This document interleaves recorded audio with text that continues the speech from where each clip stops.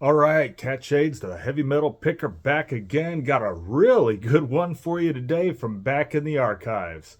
Today's story takes part in 2007 on a social media platform called MySpace. Now, the first time I'd heard the name Richard Christy was back around 1996, maybe even earlier. Now, I read a review in which the reviewer praised his drumming in this old underground death metal zine. This is before the internet, a few months before the internet. And yeah, the reviewer was just saying all kinds of great things about Richard Christie's drumming, saying he must be a professional athlete to play with such speed and power. If only this guy knew, right?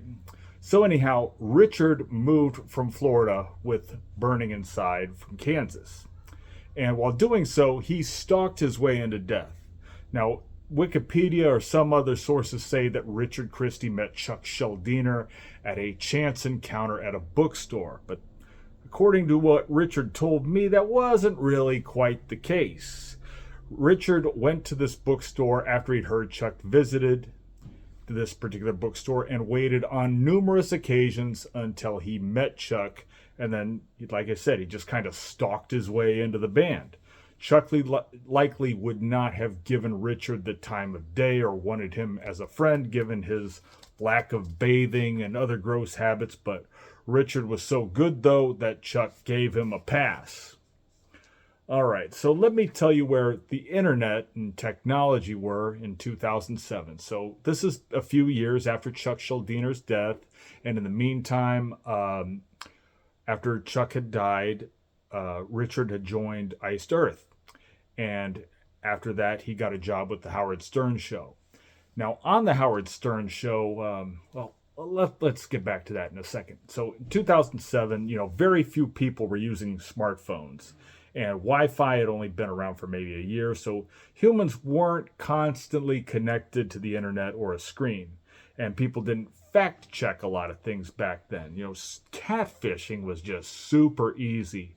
I had a MySpace profile, and I was using the pictures of an attractive woman named Satanic Doll.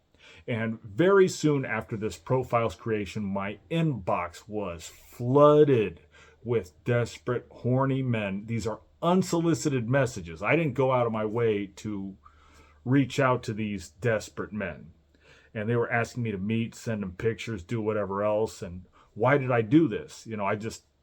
I just needed to make a fake profile for whatever reason. I didn't really expect to get this kind of response. Given this time of the internet, I didn't really know what to expect or anything like that, but I decided to have some fun with it. So whenever I needed a question answered or some advice or some text issue, I would just, at the time, you just send a bulletin, which is like a massed message. And I could make this mass bulletin, and 100 horny guys would send an answer to whatever predicament I had, no questions asked. And one thing I also noticed immediately, that if I messaged somebody using this Satanic Doll profile, the chances of a response were much higher than if I just messaged someone using my regular profile. So it has nothing to do with like how I came across or what I said. It's the perception of who sends it. I also noticed that the person who I messaged would message me back much quicker and with a much more enthusiastic response. If I messaged a musician or someone noteworthy and asked for some old recordings using my own profile, I may not get a response. But if Satanic Doll messaged a musician asking for a recording, I would get an immediate enthusiastic response, getting whatever I wanted, whether it be music files or answers to a question. And if I just send a question, it's like, no, I don't know. That was a long time ago. I don't remember. It's some BS, very dismissive response. If a woman does it, get a different response. You can bet. So I noticed Richard Christie was on MySpace, and at the time he wasn't involved in any music. So this is 2007. He joined the Stern Show in 2004. So he'd been working there for 3 years. And on the Stern Show, he did talk about his sex life with Howard. So using the Satanic profile, I wanted I didn't really ask him anything new. I asked him to clarify what I already knew, because Howard Stern wasn't aware of the whole death, iced earth timeline and all that. And I wanted the specifics. I wanted to know exactly when everything happened. So Richard told me that he did have sex once when he was in high school. Now, Richard was born in 1973, so you can do the math. So somewhere between 89 and 91, he had sex with one woman who I'm pretty sure was probably very ugly. And anyhow, he never had any follow-up sex with her again. And I asked, okay, so let me get this straight. So the whole time you were in death and in iced earth, you never had sex once. And he said, yes, that was true. So doing the timeline from 1973 to 2004, he did not have sex again until he was 31, until he was on the Howard Stern show. And at that point, he had women just throwing themselves at him, because Howard Stern at that point was still very popular, and anybody having anything to do with the Stern show was getting all kinds of attention. All right. I think at the point that I first messaged him as Satanic Doll, he may have been in a committed relationship. He may have been with his wife, Christy, Kristen Christie. I wasn't sure if they were married yet or not. But I also asked him, did Chuck Schuldiner, did he get a lot of women? And Richard says yes. And not only that, he was quite envious of Chuck. He said Chuck was absolutely not gay. Now, another way I can prove that Chuck Schuldiner was not gay was I read a Cam Lee interview. And Cam Lee was also jealous of Chuck and how the ladies wanted him.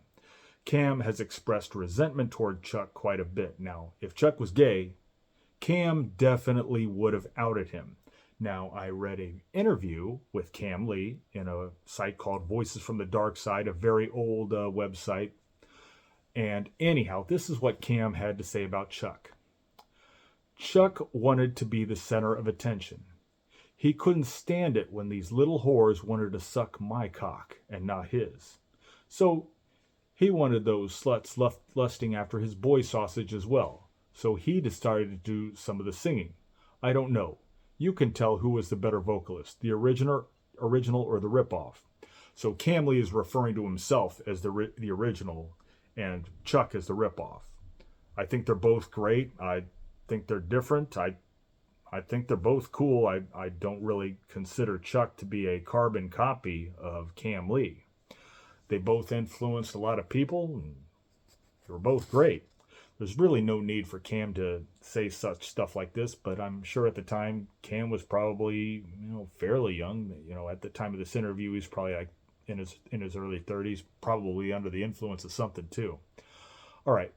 Richard has also made excuses in another interview in which he says that since he didn't have women to distract him, that helped him to become a better drummer. And I think that's a coping mechanism, because I'm sure we can all think of successful men who messed around with women, whether it be in a committed relationship or banging one girl after another, like the guys in Guns N' Roses. Now that I mentioned it, Richard was probably in a committed relationship at the time. Again, he never made a move toward Satanic Doll or said anything out of line or something cancel-worthy by today's standards, which wouldn't have to be that much. I just would ask him questions, and he would give me a straight, to the point response, and without any BS. He was really great to converse with. And another thing that he would do was that he would comment and like all of Satanic Doll's pictures and posts and stuff like that. But he was never overly aggressive in our communication.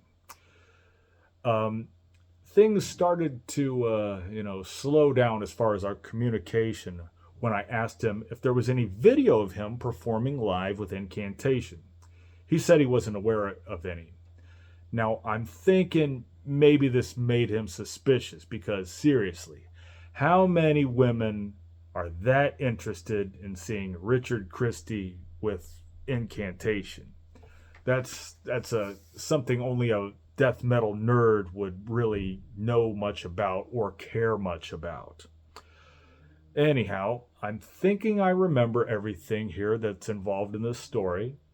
I'm glad things worked out pretty well for Richard Christie, all things considered, because if he couldn't play drums, his life would really suck. And if he wasn't funny, his life would really suck. All right. Tell me what you think.